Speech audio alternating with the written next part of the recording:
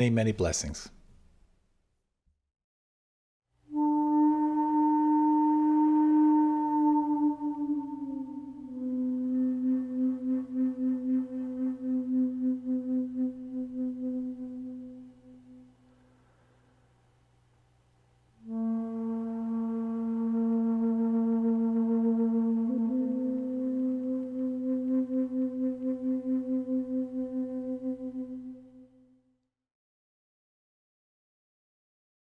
So the other morning, Tara and I scheduled some time to have a check-in, kind of clear the air, see how things are.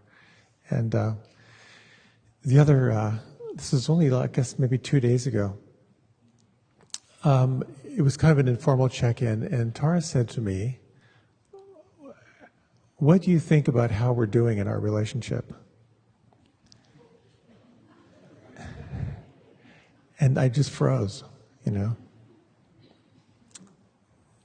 So there's always that sense, I think, for many, many people, particularly men, when you're asked a question like that, it's like, okay, what did I miss? What didn't I see? What am I supposed, that sort of paralysis. I'm supposed to be feeling or aware of something I'm not aware of. So oftentimes when I'm in that paralysis, I'll turn to humor.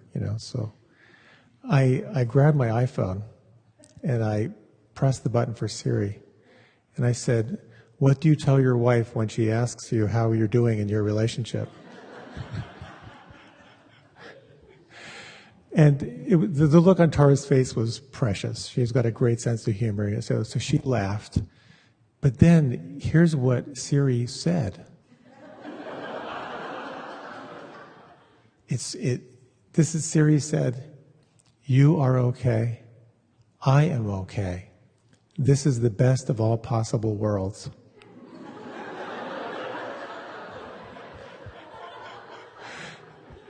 And I read that, and then we just sort of looked at each other like, that is so heavy. And here's the scary thing. I have not ever been able to duplicate it with Siri. It never. So something came through my phone, basically telling me that this is the best of all possible worlds. So that was a great kind of premise for looking at the subject of happiness. Tonight I'd like to talk a little bit about how we look for happiness in ways that don't work. How happiness is not just for advanced practitioners. The relationship between attention and happiness. And then a little bit on how do we let go of the deepest form of clenching that really holds us back from true nature. So I was thinking about this, and in meditation, I just got this technicolor memory. Do you remember when Eddie Murphy used to do the buckwheat character on SNL? And they had Buckwheat's greatest hits playing. And one of the songs he sang was "Wookin' Panub in all the wrong places." And the subtitle was "Wookin' Panub" underneath. So we're looking for love in all the wrong places. That's kind of the first thing I wanted to say. We're looking for happiness in all the wrong places. And this was part of what the Buddha saw in his awakening, was everyone was looking for happiness in exactly the wrong places. If you're looking for happiness in things that are bound to change, you're bound to be disappointed. When you focus on happiness through anything that is born out of causes and conditions, it's going to be like sand just slipping between your fingers. So the Buddha and Buddhism speaks of a deeper happiness, what is sort of transcendent to the pleasure that we get through the senses. So the word for happiness in Pali is sukha. It means ease, it means pleasure, it means bliss. It's often described in terms of meditative absorptions, sort of states of consciousness. And the word su means good, And ka means aperture. And the analogy is like dead center on a wheel. So happiness is like the axle hole of the wheel. And so if the axle hole's a little bit off, the entire wheel is off. So it's that place, dead center, where everything is in balance. That's sukha. There's no wobble. And the opposite of sukha is dukkha. And dukkha means stress, unsatisfactoriness, unhappiness, displeasure, suffering. So there's a lot of interest in happiness now. You may have seen that there's tons of books on happiness, and it's kind of cool to see it being out there. And of course, there's been a very deep look at the psychology of happiness. You may be familiar with Martin Seligman, who has developed all this work on positive psychology. And here at George Mason is actually an institute exploring positive psychology. And he speaks, if you can think of PERMA, P-E-R-M-A, that these are the qualities of what cultivates happiness in your life. The first is pleasure, where you're taking pleasure in your life. You're taking pleasure in the senses. You have things in your life that please you. The second, the E, is engagement. You feel engaged in your life. You have a sense of flow. You're part of something. You're being challenged, and yet you're enjoying it at the same time. The R is relationships, that you have social ties that are valuable, that are supportive, that are interesting, that are stimulating. The fourth, the M, is meaning. That you have a sense of purpose, a sense of you're part of something bigger than you that sort of drives your life. And the A is accomplishments. That is there's a happy feeling when you have a sense of have accomplished something. You've realized a goal. That's a very, very deep quality of happiness. So part of being happy is about being engaged in your life. Being fully engaged, enjoying the senses, being engaged with other people in meaningful ways, having a sense of purpose, a sense of accomplishment. Of course, it becomes a dance between being engaged in your life and being over-engaged, being over-committed, which takes us right back to dukkha, where the center of the wheel is off and suddenly you're busier than you can be. Your commitments have exceeded your energy. You don't have a sense of purpose, whatever that may be that takes you that wobble out. So oftentimes in happiness, in Buddhist psychology, is thought of something that's a byproduct of meditation. And it is a byproduct of meditation practice, but it's also the byproduct of an engaged life. So you don't have to be living in a monastery to develop these qualities of happiness. In fact, the challenge is to bring it into our relationships and into the world. You may be familiar with the 5 regrets of the dying. This was first an article, and now it's a book written by someone who spent many, many, many, many years sitting with people who are dying.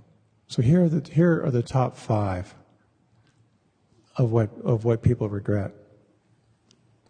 Number 1, I wish I'd had the courage to live a life true to myself, not the life others expected of me. The second, I wish I hadn't worked so hard. Third, I wish I'd had the courage to express my feelings. 4, I wish I had stayed in touch with my friends. And 5, I wish that I had let myself be happier. Those five things are a wonderful mirror to really reflect in your life, to live a life of no regrets, and to look back and to explore, is there anything that in your life where you're not being true to yourself? Are you working too hard and not savoring? Is your work-life balance out of balance? Is there anything in your life and your relationships where you haven't fully expressed what you're feeling? Have you fallen out of touch with friends? And what is your happiness set point? How happy are you allowing yourself to be? Which is a very interesting reflection on dying. I wish I had let myself be happier. So there's a little reflection that I really like, particularly when I have a decision to make sometimes, but I thought it might be a nice little 3-minute meditation to do, a little reflection on this.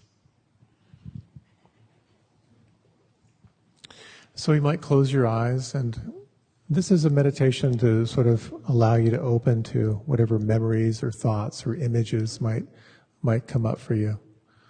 Some of us are visual, we can sort of picture things easily. Some are more auditory, we might remember names or sounds or words. Some of us are more kinesthetic, we feel things inside. So this little meditation I call the rocking chair test. You might imagine yourself at 102, sitting in your rocker. You might just take a moment to imagine being in this old body, coming toward the end of your life, your mind's still clear.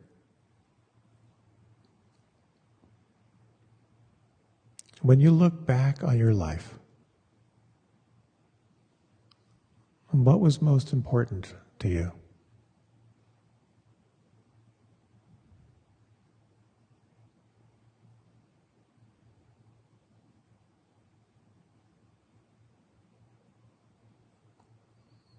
Is there anything that you regret, that you wish you had changed?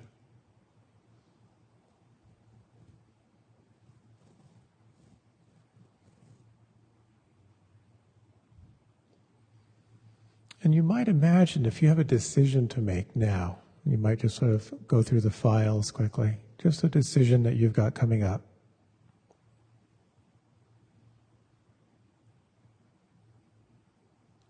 And it might be helpful to sort of help you to clarify if you sort of like wrote down that on a piece of paper. Imagine you could see it, or imagine someone saying it out loud.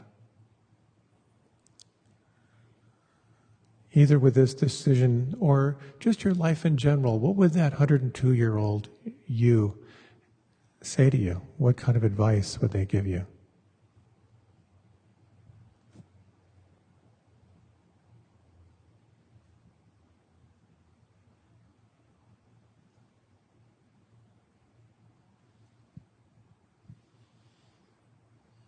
And when you're ready, you can deepen your breath.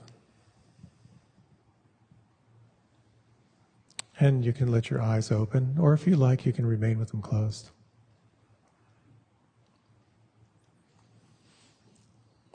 That little rocking chair test I find to be a helpful little practice, particularly when I have a decision to make. This sort of a remembrance that all this is passing away at some point, to clarify what's most important. Or as Carlos Castaneda likes to say, to keep death on your left shoulder as an advisor is a very wise thing to do. So the Buddha taught to the monastics, he also taught to lay people, the people who were living in the world, engaged with their lives. And I thought I'd just touch on a couple of the suttas of what the Buddha talked about. He talked about the 4 types of happiness if you're living in the world. The first is called the happiness of earning by just and righteous means. So a certain happiness that comes when you're doing work that is fulfilling and contributing in some way. That's a quality of happiness.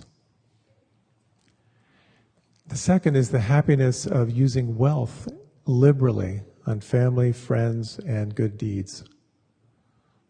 So a certain happiness that comes when you're helping others, when you're supporting others with the merit of your work. The fourth is the happiness of debtlessness, a certain happiness that comes when you're free of debt. You don't owe anyone anything. and the happiness of blamelessness, to live a faultless life without doing harm. And of those, he said that the happiness of blamelessness is by far the greatest happiness for those living in the world. Economic and material happiness is not worth 1/16th part, he said, of the spiritual happiness that comes out of living a good life. And of course, when we practice meditation, we start to become more aware in our lives. And oftentimes we can start to become aware of the old wounds, unforgiven places, the undigested sadness or grief or whatever is in there comes to the surface as we practice. Inevitably, it's designed to. And as one of my teachers said, most people stop a spiritual practice because it's working.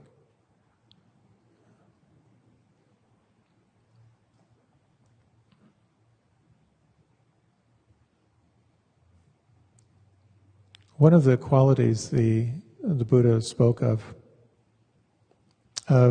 cultivating well-being and happiness is the practice of metta, of practicing kindness and compassion. And he talked about how that was perhaps one of the most effective tools. And it really is extraordinary. Recently, I was speaking with someone who was in a huge amount of conflict with their partner. And I suggested that he offer metta as a practice. May you be happy. May you be free from suffering. May you feel safe from inner and outer harm. Even though he was feeling hurt and rejected and a huge amount of anger back and forth, he actually took that on as a practice. Just, 2 or 3 times a day, but where the attention goes, the energy flows. That's one of the aspects of consciousness. Whatever you focus on, energy is going to move in that direction. So somehow just offering the loving kindness prayer and really feeling it. May you be happy. May you know peace. May you be free from suffering. It sort of broke the whole paradigm of hurt and hatred and other. Not like everything became peaches and cream. There's still a huge amount of work to do. But it broke the frozen place he was in about creating just an unreal other out there. There's a great Chinese proverb that says, if you want happiness for an hour, take a nap. If you want happiness for a day, go fishing. If you want happiness for a year, inherit a fortune. If you want happiness for a lifetime, help someone else.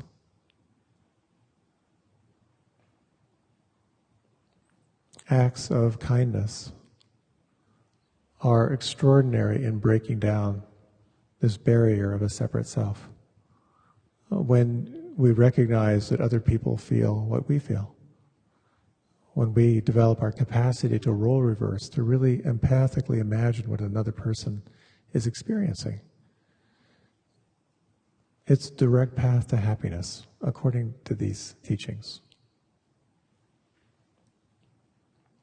So it has something to do with the relationship between your outer world and your inner world. When something that is arising between you and feeling free or feeling happy, you can either change the externals or you can change the internals. Anything you can come up with as a complaint, there are really only 2 options. Change what's happening externally, or focus on how you're holding it internally. That certainly doesn't mean that you don't make external changes. But actually, when you focus on the internal experience, your effectiveness gets dramatically enhanced. When you can come from a place of wisdom, a place of compassion.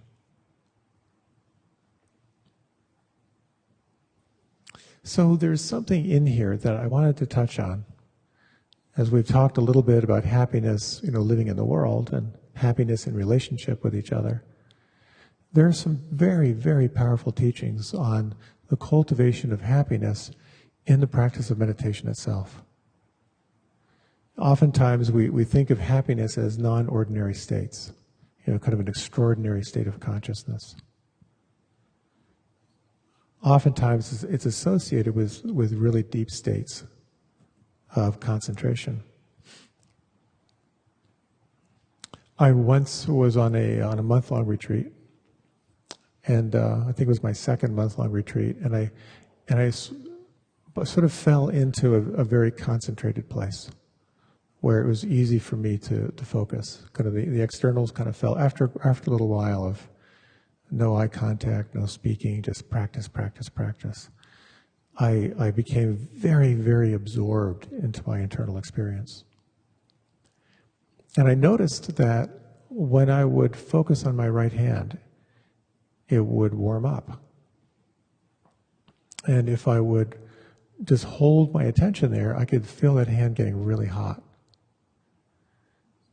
And then I thought, well, this is kind of cool. And then I brought my attention to my left hand. And then my left hand got really warm. And then it became very hot. And so I just in a kind of a playful way, I just sort of moved the energy around my body, and I could move heat in different places around my body. And I remembered many, many years ago, Swami Rama, who was the founder of the Himalayan Institute, when he was one of the first Easterners to come to the West. And I think he was at the Mayo Clinic, and they could not explain why he could make one hand really warm and then the other one, kind of back and forth. And so I thought of that, and I thought, oh, I'm doing what Swami Rama did. And this is cool. And then I realized, well, wait a minute, this is cool, but it has nothing to do with enlightenment. It was kind of becoming a really cool game. I'm prone to that. I was once at another retreat, and where we were doing a scanning technique for 10 days. You're just slowly scanning through the body, 10 hours a day for 10 days. And this is kind of it was the first retreat I went on, actually, first Buddhist retreat. And so we had an interview with a teacher, and I was having these amazing experiences. I'm a pretty embodied person and all that, but feeling energy move. So I was with a teacher, it was this tiny little Indian woman, just sort of like in her shawl, kind of the head over there. And so you'd sort of walk up, and then she would ask you a question, give you some guidance, and then you'd go back. So we all would do that. So I approached her, and she said, "Do you have the technique?" And I said, "Yes, I think I have the technique." "Are you having success?" And I said, "It's just amazing. I'm feeling energy flowing through. I can actually feel sort of like piercing through my body and sort of like pushing tension out." And she goes, "Don't play games." Ooh. Totally busted. Totally busted. That altered my practice quite a bit.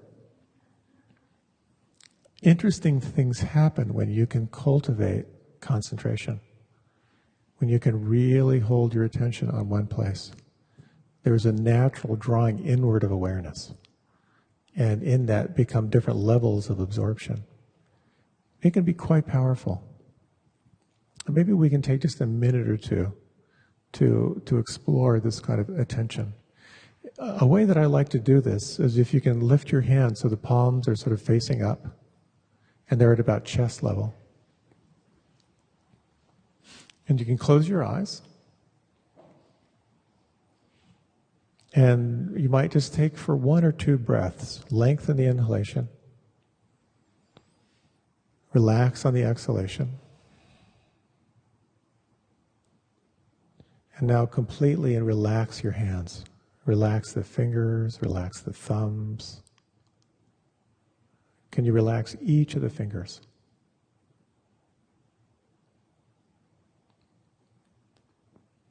Can you imagine the space inside your right thumb?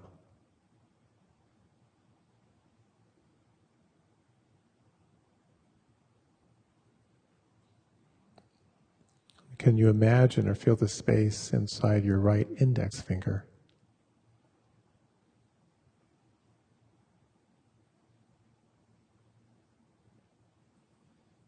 Can you feel or imagine the space between your right thumb and your right forefinger?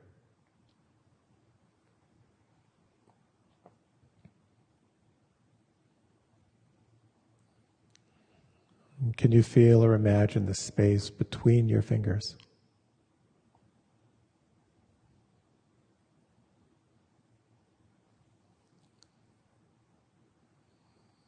Can you feel or imagine the space inside your palms, the space between your palms and the backs of your hands?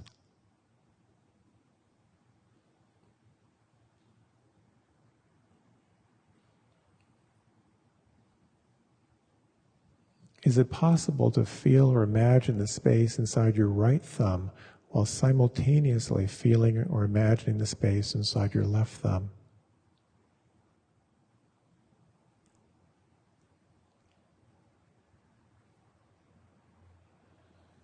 Can you imagine the space or the volume of your left palm? The space between the palm and the back of the hand.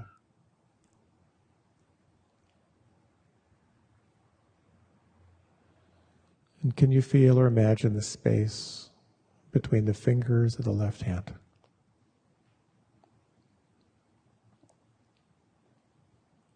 And just sensing any awareness you have of any aliveness in the hands, the thumbs or fingers, any tingling or pulsing or pulse or warmth or vibration or subtle energy.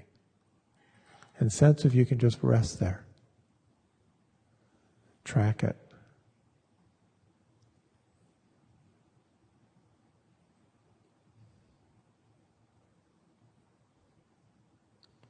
And very slowly now, let your hands begin to drift down toward your lap. And again, just sense if you can feel the hands as they move through space.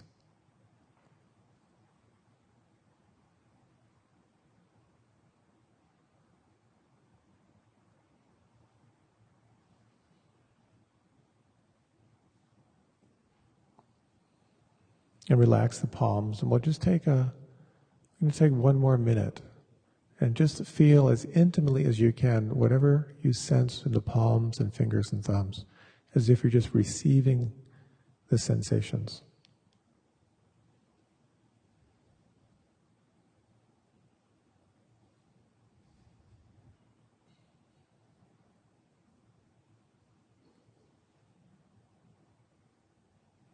And letting go of any technique, just take a moment to sense these two questions.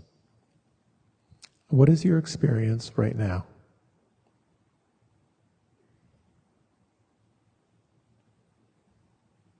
And can you let this be?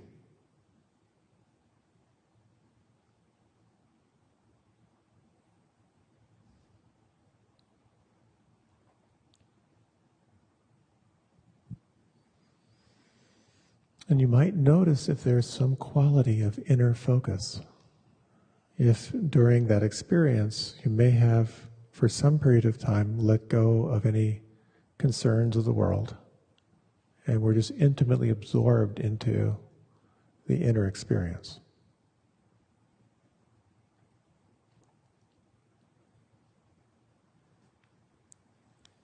And when you're ready, you can deepen the breath. And you can let your eyes open if you like, or again, you can remain with them closed.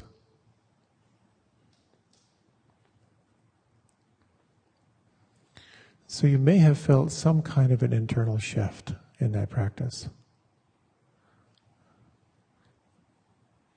And that particular technique I find quite powerful in that you're using inquiry, or you're using questions to sort of draw attention to certain focal points.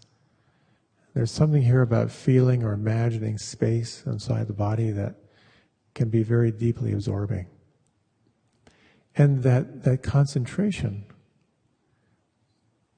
cultivates a sense of steadiness and a sense of calming. And through that doorway, there can be an arising of what's called piti, of happiness, sometimes described as a rapture, a certain kind of joy that comes. And again, it comes through concentration and embodying into the senses. When you can sustain your attention for longer and longer periods of time in a sense-based focus like that. There are exquisite teachings that speak of the jhanas, which are the different stages of concentration that are enormously powerful. The arising of joy, the arising of happiness, the arising of very, very deep pleasure and equanimity. So while we can cultivate happiness externally, by looking at these qualities of positive psychology and the teachings around developing generosity, et cetera, happiness is also an inside job. It's something that you can cultivate actively through your practice. Part of that is about evaluating what's between you and feeling free, what's between you and living a life of no regrets, and bringing attention to that is all very helpful. But also this practice of inner absorption through meditation itself. And what we begin to see is how the self itself is oftentimes the cause of unhappiness. That our conditioned self, which has 3 factors that run through it. The factor of yearning, of craving, of wanting, of greed. The factor of aversion, of hatred, of ill will, of unforgiveness. And the factors of confusion or delusion, believing things are true that are not true. That the self is permeated with these 3 elements. Some people call them toxins, but they're just qualities of life, of greed, hatred, and delusion. The more you begin to see how those energies operate in your life, the more you can see where freedom is possible. My mother-in-law died, I guess about 2 months ago. And I bought her car. So I have a really cool 18-year-old Volkswagen Cabrio. It's the convertible. And she loved that car, and it's a cool little car. Again, it's like 18 years old and needed some work. But it's also, you can't miss it. It's the cinnamon color with a white roof and very beat up white leather interior. It's not exactly like a macho car, but it's really fun to drive. And so, and it was a spectacular driving down today from Great Falls. It just like the perfect temperature, and I was deep in a sense of happiness and appreciation. And I realized that part of being happy is sort of celebrating what's there. Here's this really cool car that I own, and that it's someday not going to be running. It won't be around. But to celebrate it now. And when I lived in the ashram and had a vow of brahmacharya, a vow of celibacy and poverty, we used to always say, no car problems. No relationship problems. And as my friend Anam Tugten, who was here last year, says in his book, no self, no problem. This sense of self that needs to control, the sense of self that is programmed through desires, the sense of self that's self-protective through fear and aversion, and the sense of self that is in some way confused, not completely in alignment with the laws of reality. We all are of that self, but we are all also the awareness of that self, which is really quite magical.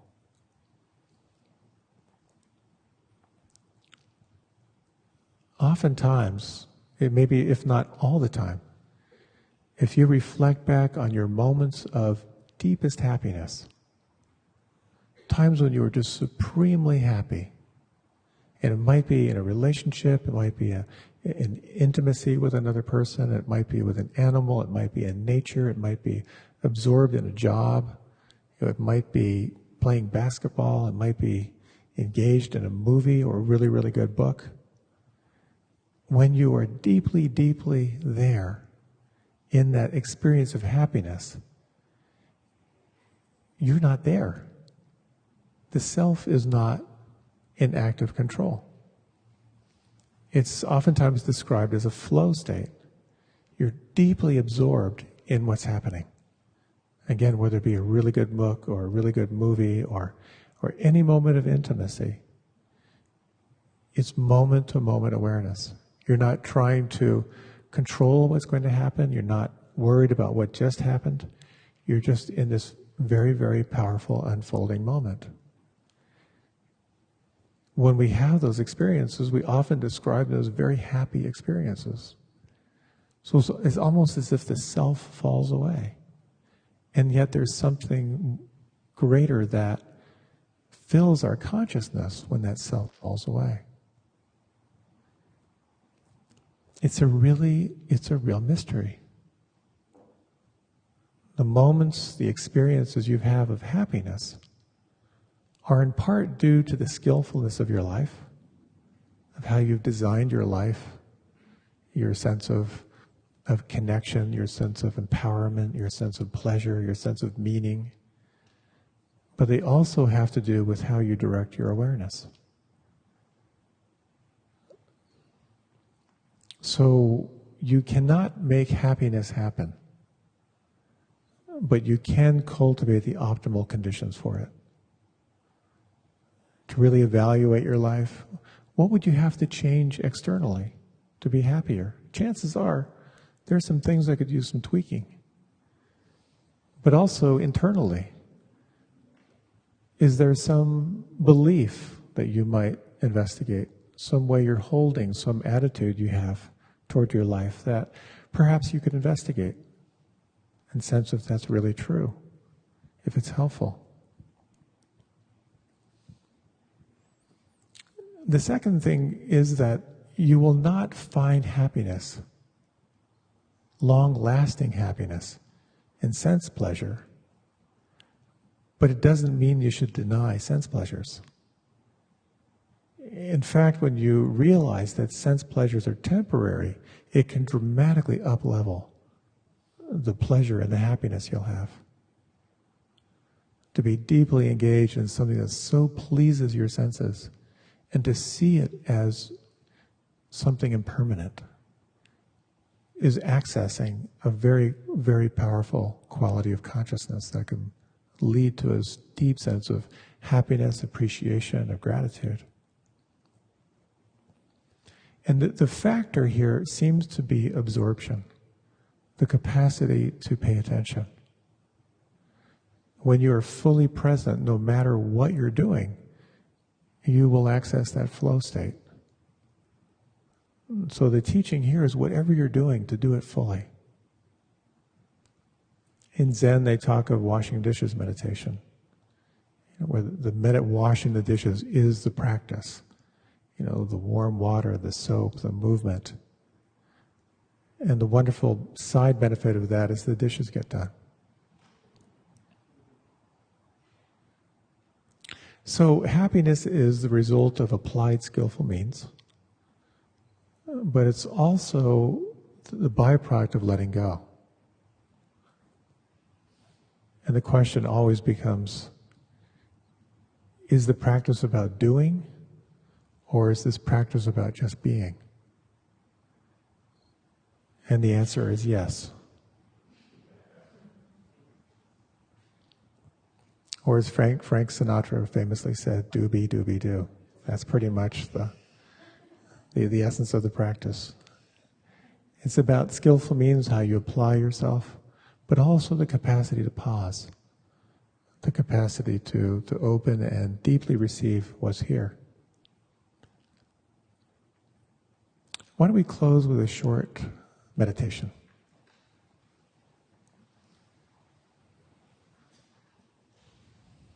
You might lengthen your inhalation a little bit, draw your attention inward.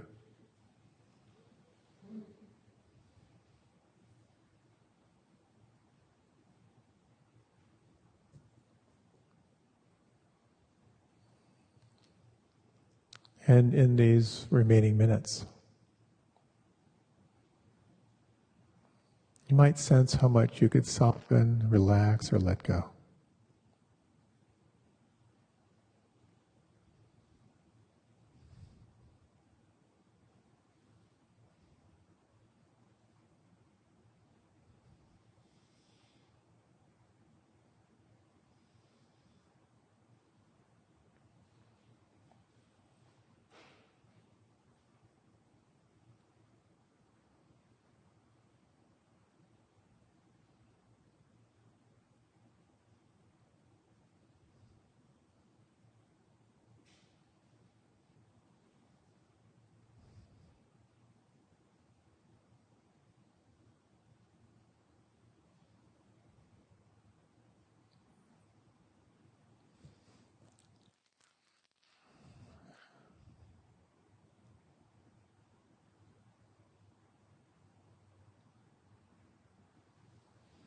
I'd like to close with a poem from E. E. Cummings.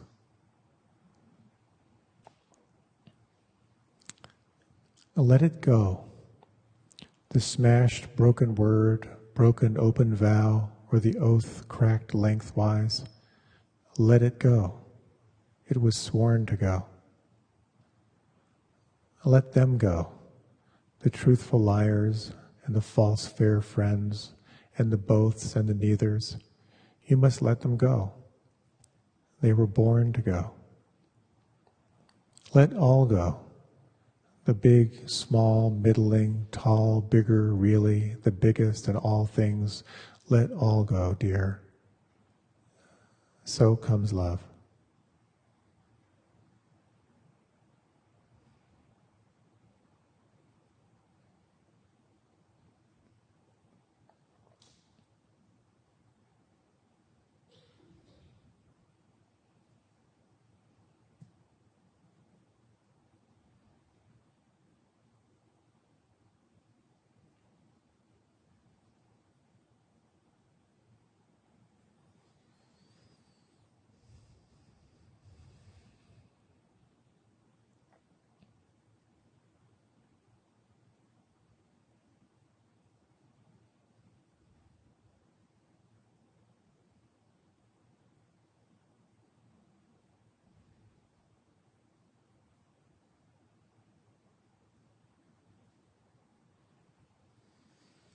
Deepening the breath. You might reflect on these qualities of the Metta Sutta. You might either repeat the following words inwardly and silently, or just reflect on the words or find some words that work for you. May I feel happy. May I feel peace. May I feel safe from inner and outer harm.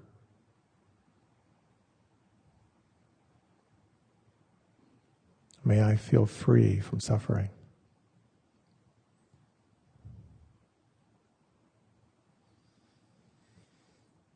And you might bring into mind one person. It might be someone your attention goes to that's easy. It might be someone you're having a challenge with. And as you reflect on the following words, either repeating them inwardly or finding your own words, you might just sense the resonance internally as you offer them the following. May you feel happy as I wish to feel happy.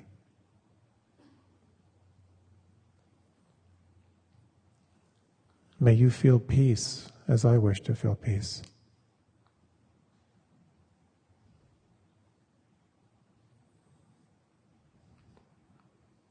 May you feel safe from inner and outer harm as I wish to feel safe.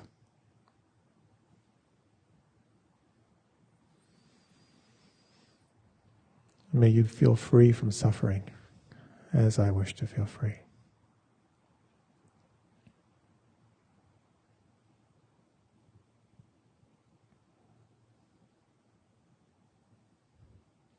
And as you're ready, gently deepening your breath.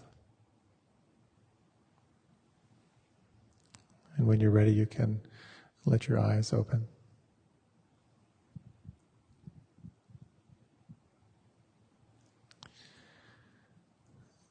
May we all be happy. Thank you for your time and attention. Ran across this one line, definition of an optimist. Maybe you've heard this, since we're talking about happiness. An optimist is someone who figures out that taking a step backward and taking a step forward is not a disaster. It's cha-cha.